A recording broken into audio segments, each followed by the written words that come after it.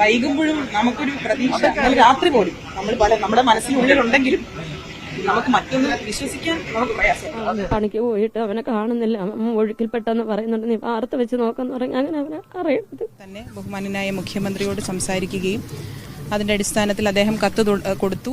തോട്ടിൽ വീണ് മരിച്ച ശുചീകരണ തൊഴിലാളി ജോയിയെ രക്ഷിക്കാൻ കഴിയാത്തതിൽ വിങ്ങിപ്പൊട്ടി മേയർ ആര്യ രാജേന്ദ്രന്റെ വീഡിയോ സോഷ്യൽ മീഡിയയിൽ വൈറലായിരുന്നു. എന്നാൽ അതിന് ട്രോൾ ആക്കിക്കൊണ്ട് നിരവധി പേർ രംഗത്തെത്തി. മൃതദേഹം മെഡിക്കൽ കോളേജ് ആശുപത്രിയിൽ എത്തിച്ചതിന് പിന്നാലെ CK ഹരീന്ദ്രൻ MLAയോട് സംസാരിക്കുമ്പോഴായിരുന്നു മേയർ കരഞ്ഞത്. ജോയിയെ കിട്ടാൻ വൈകുമ്പോഴും പ്രതീക്ഷ ഉണ്ടായിരുന്നുവെന്നാണ് മേയർ പറഞ്ഞത്. മറ്റെന്തെങ്കിലും സംഭവിക്കുമെന്ന് വിശ്വസിക്കാൻ പ്രയാസമായിരുന്നുവെന്നും കണ്ണീരോടെ പറഞ്ഞു. കഴിഞ്ഞ ദിവസമായിരുന്നു റെയിൽവേ കുറ്റപ്പെടുത്തി ആര്യ സംസാരിച്ചത് ഏറെ ചർച്ച ചെയ്യപ്പെട്ടിരുന്നു.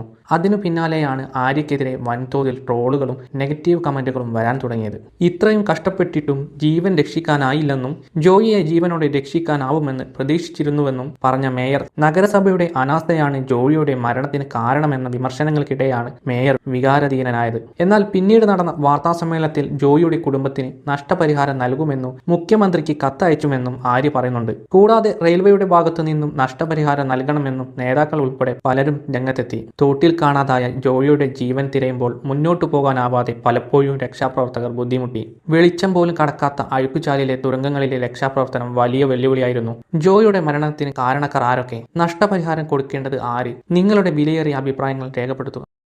തലസ്ഥാന നഗരിയിലെ ഏറ്റവും വലിയ മാലിന്യവാഹിനിയായ ആമയിഴഞ്ചാൽ തോട്ടിൽ ശനിയാഴ്ച രാവിലെ ശുചീകരണത്തിനിടയിൽ മഴവെള്ളപ്പാച്ചിലിൽ കാണാതായ ജോയി എന്ന 45-കാരന്റെ ജഡം തിങ്കളാഴ്ച പുലർച്ചെ കണ്ടെത്തിയെന്ന വാർത്ത ഏവരിലും അതീവ ദുഃഖം ജനിപ്പിക്കും. ജോയിയെ കാനയിലെ മാലിന്യമലയ്ക്കുള്ളിൽ വീണ് കാണാതായപ്പോൾ മുതൽ ഞായറാഴ്ച രാത്രി വരെ വിവിധ സേനാ അംഗങ്ങളുടെ സംഘങ്ങൾ ജീവൻ പോലും പണയപ്പെടുത്തി രക്ഷാപ്രവർത്തനത്തിൽ ഏർപ്പെട്ടു വരികയായിരുന്നു. കൊച്ചിയിൽ നിന്നുള്ള നാവിക സംഘം തിങ്കളാഴ്ച പ്രഭാതത്തിൽ തിരച്ചിലിന് ഒരുങ്ങുന്നതിനിടെയാണ് ജഡം കണ്ടെത്തിയ വിവരം ലഭിക്കുന്നത്. ജോയിയുടേത് അപകട മരണം എന്നതിലുപരി മനുഷ്യക്കുരുതിയായി വേണം കരുതാൻ. ഉദ്യോഗസ്ഥ സംവിധാനങ്ങളുടെ ഭീകരപരാജയമാണ് ഇത്തരമൊരു സ്ഥിതി സൃഷ്ടിച്ചതെന്ന് നിസ്സംശയം പറയാം. പാവപ്പെട്ട ആ ചെറുപ്പക്കാരൻ ഒരു ദിവസം കൂലിയായി കിട്ടുന്ന 1500 രൂപ കൊണ്ട് അന്നത്തെ വീട്ടുചെലവുകൾ നിർവഹിക്കാൻ വേണ്ടിയാണ് കാനയിൽ മാലിന്യം വാരാൻ എത്തിയത്. ഇരച്ചെത്തിയ മഴവെള്ളത്തിൽ കാൽ വഴുതി മാലിന്യത്തിനിടയിൽ പെട്ടുപോയ ജോയിക്ക് രക്ഷപ്പെടാൻ യാതൊരു വഴിയുമില്ലായിരുന്നു. ജോയിയുടെ രക്തസാക്ഷിത്വത്തിലൂടെ ആണ് നഗരത്തെ ചൂടുന്നു നിൽക്കുന്ന ഈ മാലിന്യ ഭീഷണിയുടെ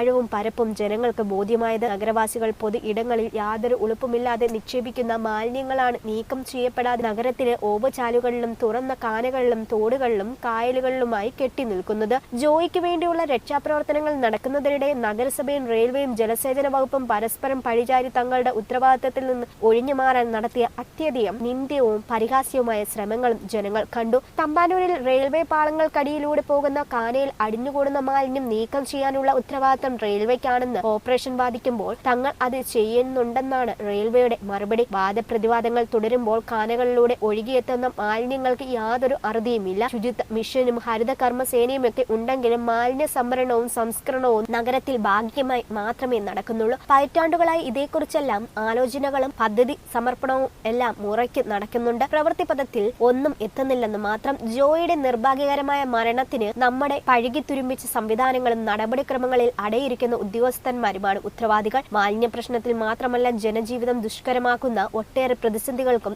ഇവരൊക്കെ തന്നെയാണ് കാരണക്കാർ. ജോയിയുടെ അകാല മരണത്തിന് നഗരവാസികളും ഉത്തരവാദികളാണ്. പൊതുയിടങ്ങളിൽ മാലിന്യം ഉപേക്ഷിക്കുന്ന ശീലം ആളുകൾ ഉപേക്ഷിക്കുന്നില്ലെങ്കിൽ ഇതുപോലുള്ള അത്യാഹിതങ്ങൾ ഉണ്ടാകും. മാലിന്യ ശേഖരണത്തിനും സംസ്കരണത്തിനും നഗരസഭയും തദ്ദേശ വകുപ്പും ഫലപ്രദമായ കർമ്മ പദ്ധതികൾ ആവിഷ്കരിക്കണം. മാലിന്യ സംസ്കരണ പ്ലാന്റുകൾ സ്ഥാപിച്ച് നഗരമാലിന്യങ്ങൾ ശാസ്ത്രീയമായി സംസ്കരിക്കണം. ഇടയ്ക്ക് നിർത്തിവെച്ച ഓപ്പറേഷൻ അനന്ത പുനരാരംഭിച്ച് നഗരത്തെ വെള്ളക്കെട്ടിൽ നിന്ന് മോചിപ്പിക്കാനുള്ള അവസരമായി ഈ ദുരന്തത്തെ മാറ്റിയെടുക്കണം. ജോയിയുടെ കുടുംബത്തിനുള്ള നഷ്ടപരിഹാരത്തിന് പുറമെ 2 ദിവസം ഏറ്റവും ക്ലേശകരവും മനം പഠിപ്പിക്കുന്നതുമായ സാഹചര്യത്തിൽ മാലിന്യവാഹിനിയിൽ നിന്നുകൊണ്ട് രക്ഷാപ്രവർത്തനങ്ങളിൽ ഏർപ്പെട്ട സേനാ അംഗങ്ങൾക്ക് പാരിതോഷികം നൽകാനും നടപടി ഉണ്ടാകണം. എത്ര വാഴ്ത്തിയാലും അധികമാകില്ല ഈ സേനാ അംഗങ്ങളുടെ പുണ്യപ്രവൃത്തി.